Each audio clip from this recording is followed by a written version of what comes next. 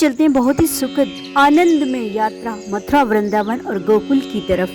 जी हाँ, सबसे पहले हम पहुंचते हैं श्री कृष्ण जी के जन्म स्थान पर, जहाँ श्री कृष्ण जी ने एक जेल कंस के कारागृह में जन्म लिया था। उस समय वासुदेव नवजात शिशु रूप को श्री कृष्ण के सूप में रखकर कारागृह से निकल पड़े अथाह यमुना नदी को पार कर नंद जी के घर पहुंचे। वहां उन्होंने नवजात शिशु को यशोदा के साथ सुला दिया और कन्या लेकर वो मथुरा आ गए थे। यही कहानी है श्री कृष्ण जी के जन्म की। कारागृह के फाटक तुरंत बंद हो गए और कृष्ण को सूचना मिली कि पुत्र हुआ है, उसको पता भी नहीं लग पाया। और यह पोतड़ा गृह जहाँ माता वास ने श्री कृष्ण के कपड़े धोए थे सबसे पहली बार। ये बहुत ही सुखद आनंद था। फिर हम पहुंचे यमुना नदी। जी हाँ, श्री कृष्ण जी के बदन से छुई हुई श्री कृष्ण जी को हमेशा बचपन का स्वरूप यमुना नदी, बहुत ही पावन पवित्र, जिसमें श्री कृष्ण का पूरा बचपन बीता है। यहाँ हम पहुंचे थे तुलसी जी के साथ और हमने वहाँ पर तुलसी जी का पूजन किया। तुलसी जी को भी उनके चरण स्पर्श कराए, यमुना नदी को उनको अच्छे से स्नान कराया और बहुत ही अच्छा आनंदमय, एक बहुत ही आनंदमय की अनुभूति थी हमें। श्री कृष्ण जी के साथ यमुना में तुलसी जी को नहाकर भी तुलसी जी भी खुद को बहुत ही आनंद अनुभूति महसूस कर रही थी। तभी तो बहुत सारे लोग हमारी तुलसी जी को जल अर्पित कर रहे थे। हमारी तुलसी जी को, सबकी तुलसी माता है वैसे, जिनकी हमने शादी कराई थी, आपने पिछले वीडियो में देखा होगा, तो हमारी कृष्ण जी को, सब तुलसी माता को सबने पूजन किया। फिर हम पहुंचे श्री द्वारकाधीश मंदिर। बहुत ही सुंदर और प्यारा सा मंदिर, द्वारकाधीश मंदिर। यहाँ पर सभी इंतजार कर रहे थे कि कब पट खुलेंगे और कब हमें श्री कृष्ण जी के दर्शन की अनुभूति होगी, कब उनके दर्शन होंगे। और हम ऐसे सोच ही रहे थे कि सब लोग एक सुर में गुनगुना रहे थे और तभी श्री कृष्ण जी के पट खुल जाते हैं और हमें यहाँ थोड़े से, लेकिन बहुत कम ही दर्शन हो पाए। लेकिन कहते हैं ना, जिसको श्री कृष्ण जी सबसे अपने प्रिय मानते हैं उसको विरह जरूर देते हैं, उसको दर्शन कराने में बहुत ही छल करते हैं। धीरे धीरे थोड़े थोड़े ही दर्शन कराते हैं और वो ऐसे छल करते हुए हमें भी थोड़े से ही दर्शन उनके हो पाए। इतनी भीड़ के कारण हमने एक छोटे से झरोके में उनको देखा। देखिए कितने प्यारे और कितने सुखद शांति देने वाले श्री कृष्ण जी राधा जी के साथ हमने इतने ही दर्शन कर पाए। यही हमारे जीवन के लिए बहुत है कि हम इतने भी दर्शन कर पाए, वो हमारे मन में है। फिर हम पहुँचे कृष्ण और बलराम मंदिर, जिसको इस्कॉन टेम्पल भी कहा जाता है।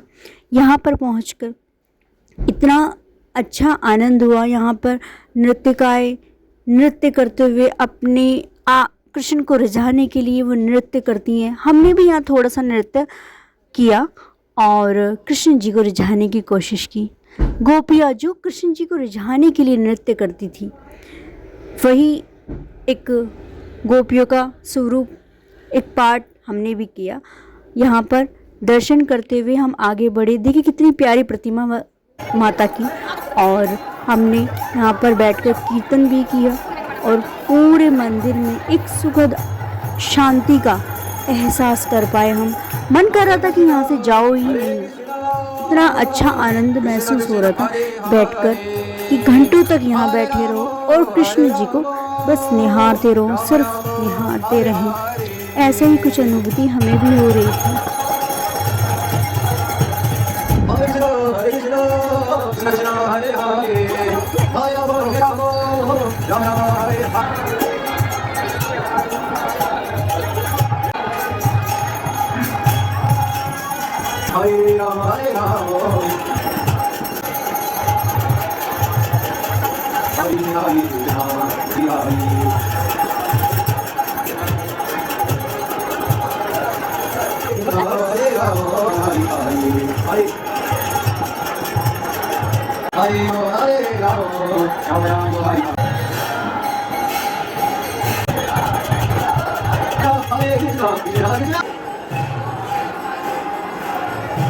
यहाँ पहुंचकर मन करता है हमारा घंटों तक इनकी प्रतिमा को देखते रहें और घंटों तक यहीं बैठे रहें। इतना सुख और इतना अनुभव हमें जीवन में कभी महसूस नहीं हो पाता, जिनका जितना उनके नगरी जाकर उन उन हवाओं में श्री कृष्ण जी को महसूस करके हो पाता है। हमने भी वही सब अनुभव किया और कृष्ण और बलराम की बहुत प्यारी सी मूर्ति देखी यहाँ पर बाहर की तरफ जो बनी हुई है वो हमने देखी। और श्री कृष्ण श्री राधा रानी की एक बहुत प्यारी सी प्रतिमा यहाँ पर देखते हुए और पूरा मंदिर को हमने ऐसे घूमा जैसे कि मानो हमें स्वर्ग में घूम रहे हों, कुछ ऐसा ही हमें एहसास हो रहा था। और फिर यहाँ पे लास्ट में श्री तुलसी माता श्री वृंदा का रूप हमें दिखाई दिया श्री विष्णु के साथ, जो बहुत ही अत्यंत प्रिय, बहुत ही सुंदर लग रहा था। फिर यहाँ पहुँचे हम श्री बलराम जी के घर। जी हाँ, श्री बलराम जी का प्राचीन मंदिर, श्री बलराम जी का घर, जहाँ पर वो अपनी माता के साथ और अपने परिवार के साथ रहते थे। इतना सुखद आनंद की हमें यहाँ अनुभूति, इतनी शांति थी यहाँ पर।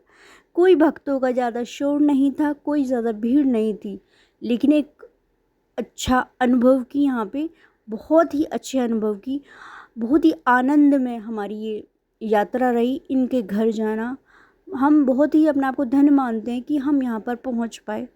शायद कितने ही भक्त हैं जिनको आइडिया नहीं है, जिनको अंदाज़ा नहीं है, वो यहाँ पर नहीं आ पाते। और ये देखिए श्री कृष्ण जी का घर, जहाँ वो माता यशोदा के साथ रहते थे। सबसे पहले तुलसी माता मिलती हैं, जिनकी हमें हमेशा सेवा करना चाहिए। ये इनका मंदिर, यहाँ पे इनके ये सारे रूम्स थे, कमरे थे इनके। और यहाँ पर शायद ये वो मंदिर है जहाँ पे माता यशोदा उनको पालने में झुलाती थी। यहाँ पे आप देख सकते हैं श्री वासुदेव, यशोदा माँ, उनके बड़े भाई सब। फिर हम पहुँचे रमन रेती। यहाँ पर हिरणों को, बहुत प्यारे प्यारे हिरन थे, इनको खाने खिलाने का एक अलग ही अनुभव होता है, इतने प्यारे थे वो। फिर यहाँ गए हम रमन रेती, जहाँ पे श्री कृष्ण जी अक्सर खेला करते थे धूल मिट्टी में। वो हाँ, ऐसे ही कुछ भक्तों ने यहाँ पे बहुत अनुभव ले रहे थे कि कैसे उसकी रज में खुद को मिला रहे थे कि काश हम भी ऐसा कुछ अनुभव कर पाए कि श्री कृष्ण का अनुभव हो जाए कि इनकी रज में रहकर कितना अच्छा और सुखद आनंद हमें महसूस हो रहा था। ये देखिए यहाँ छोटी छोटी गायें, हाँ इनका कद बहुत छोटा था। फिर हम पहुँचे यमुना नदी, जहाँ पे हमें दीपदान करना था।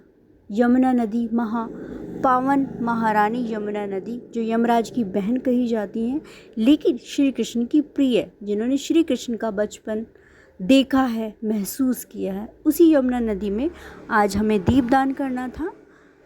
क्योंकि तुलसी जी का पूजा का आज लास्ट दिन था, हमने दीपदान किया और बहुत ही अच्छा अनुभव हमने महसूस किया। और बहुत ही अच्छा अनुभव हुआ हमें कि हम इस काबिल हैं कि यहाँ पर हम जा पाए और ये सब हम कर पाए।